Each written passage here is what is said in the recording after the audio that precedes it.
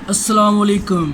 Easy Vu हाजिर है आज MGT 211 इंट्रोडक्शन टू बिज़नेस के लेसन नंबर 15 के साथ। लेसन स्टार्ट करने से पहले वो स्टूडेंट्स जिन्होंने अभी तक इस चैनल को सब्सक्राइब नहीं किया वो लाजमी सब्सक्राइब करें, और अगर इस वीडियो की समझ आती है तो लाइक भी करें और शेयर भी करें। तो आइए चलते हैं, आज लेसन स्टार्ट करते हैं। Setting goals and formulation strategy. सबसे पहले तो गोल्स का पता होना चाहिए। गोल्स किसे कहते हैं आप सब जानते हैं। वो हदफ, वो ऑब्जेक्टिव जिसके लिए बिज़नेस किया जा रहा है, उसको अचीव करने के लिए जो प्लान बनाए जाते हैं वो उसकी स्ट्रेटजी होती है। मतलब जो गाइडलाइंस तरतीब दी जाती हैं, जो प्लानिंग की जाती है वो स्ट्रेटजी कहलाती है। यानी अपने गोल्स को अचीव करने के लिए जो प्लान बनाए जाते हैं वो उसकी स्ट्रेटजी कहलाती है। अब स्ट्रेटजी की 3 टाइप्स आपके सामने हैं। Corporate strategy. कॉर्पोरेट स्ट्रेटजी होती है पूरी फर्म की ओवरऑल स्ट्रेटजी, यानी ऑर्गेनाइजेशन की पूरी ओवरऑल स्ट्रेटजी को जो टॉप लेवल पे बनाई जाती है उसे कहते हैं कॉर्पोरेट स्ट्रेटजी। इसके बाद है बिजनेस स्ट्रेटजी। ये किसी खास बिजनेस यूनिट के लिए बनाई जाती है। अब कंपनी के बहुत सारी प्रोडक्ट लाइन्स होती हैं, किसी एक कंपनी के काफ़ी सारे प्रोडक्ट्स होते हैं, ठीक है। सेम टाइम पे वो बिस्किट्स भी बना रही होती है, दूध भी बना रही होती है।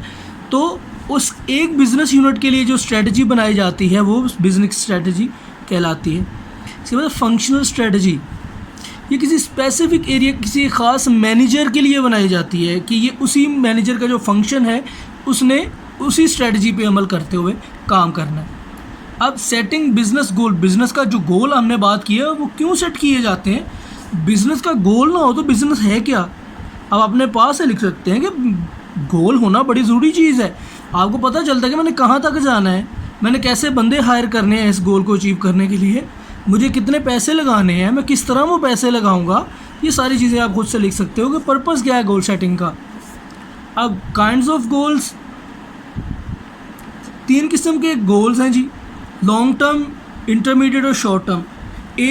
5 साल से ज़्यादा के जो लंबे अरसे के गोल होते हैं, यानी जो 5 साल के बाद अचीव होंगे वो लॉन्ग टर्म गोल्स कहलाते हैं। जो 1 से 5 साल तक होते हैं वो इंटरमीडिएट गोल्स कहलाते हैं, और जो लेस देन 1 ईयर, 1 साल से कम अरसे के गोल्स होते हैं वो शॉर्ट टर्म गोल्स कहलाते हैं। याद रखना। Mission statement. किसी भी बिजनेस की मिशन और विजन स्टेटमेंट होती है। फिलहाल आपकी बुक के इस टॉपिक में मिशन स्टेटमेंट है। मिशन होता है कि एक ऐसी स्टेटमेंट ऑर्गेनाइजेशन लिखती है कि हम अपने ऑर्गेनाइजेशन का जो पर्पस है उसको किस तरह अचीव करेंगे। इसे मिशन स्टेटमेंट कहते हैं। यानी कि हमारा मिशन है कि हमने इस ऑर्गेनाइजेशन का ये जो गोल है इसको किस तरह अचीव करना है, उस स्टेटमेंट को मिशन स्टेटमेंट कहते हैं। आगे है मैनेजमेंट प्रोसेस। ये जो मैनेजमेंट होती है ये 4 चीज़ों का प्रोसेस होती है। Planning, organising, directing and controlling.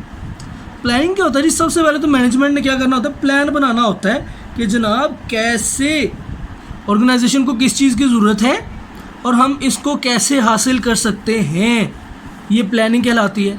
अब उस प्लानिंग को ऑर्गेनाइज किया जाता है, तरतीब बनाई जाती है कि पहले कौन सा काम होगा, अरेंज किया जाता है उस प्रोसेस को कि पहले फलां काम होगा, उसके बाद ये होगा, उसके बाद ये होगा, उसके बाद पैकिंग होगी।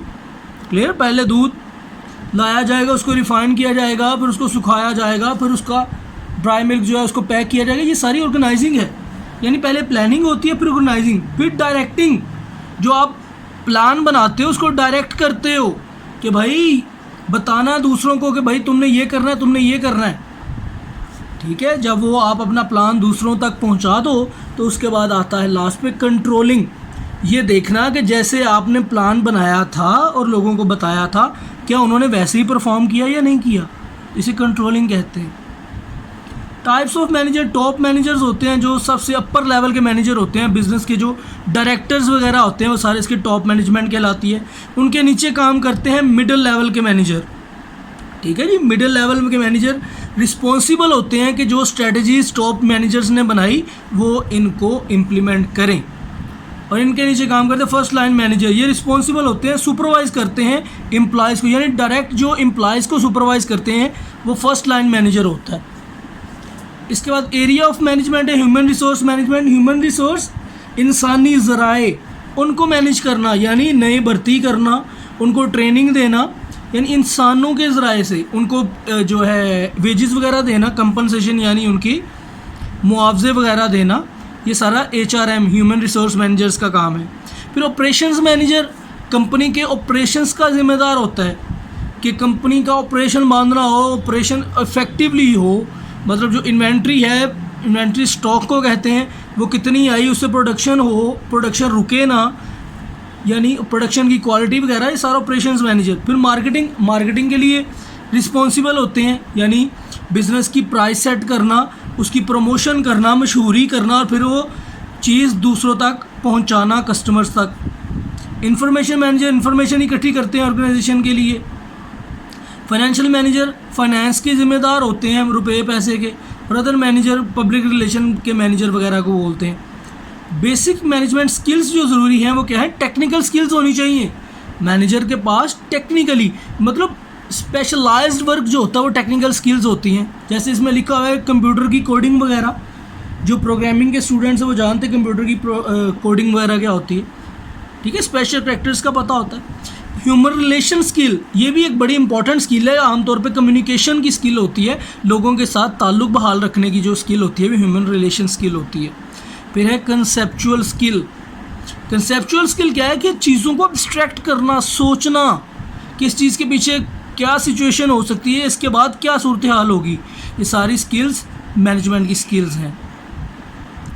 अच्छा जी, HRM के बारे में आपको बता चुका हूँ। इसका स्कोप है कि HRM में होता क्या है, कि किसको सबसे पहले है जी कि कौन सा बंदा चाहिए, फिर एनालाइज़ किया जाता है कि वो बंदा इस जॉब के लिए है कि नहीं, सिलेक्शन होती है, इंटरव्यू वगैरह सारा आपको पता है। जॉब एनालिसिस में दो चीज़ें हैं। जॉब का जब एनालाइज़ किया जाता है तो उसमें दो चीज़ें देखी जाती है। जॉब की डिस्क्रिप्शन, कि जॉब का टाइटल, जॉब होगी कहाँ पे, और इस जॉब की ड्यूटीज़ क्या हैं, क्लियर। और जॉब स्पेसिफिकेशन है कि उस जॉब को करने के लिए इंसान कैसा होना चाहिए, उसके पास क्वालिफ़िकेशन क्या होनी चाहिए, उसका जेंडर क्या होना चाहिए, मेल या फीमेल, उसकी एज क्या होनी चाहिए, जॉब स्पेसिफिकेशन कहलाती है। बड़ा इंपॉर्टेंट है, पेपर में आता है जॉब डिस्क्रिप्शन और स्पेसिफिकेशन का फ़र्क। नेक्स्ट है जी लेसन नंबर 16 में ये दो ही चीज़ें रिपीट हुई हैं। Forecasting, internal supply, external supply छोड़ दो इसे।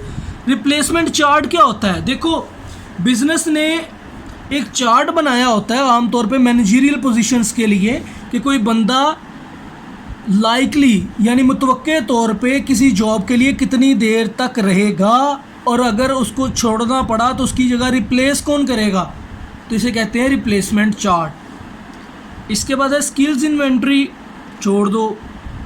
Managing HR supply and demand.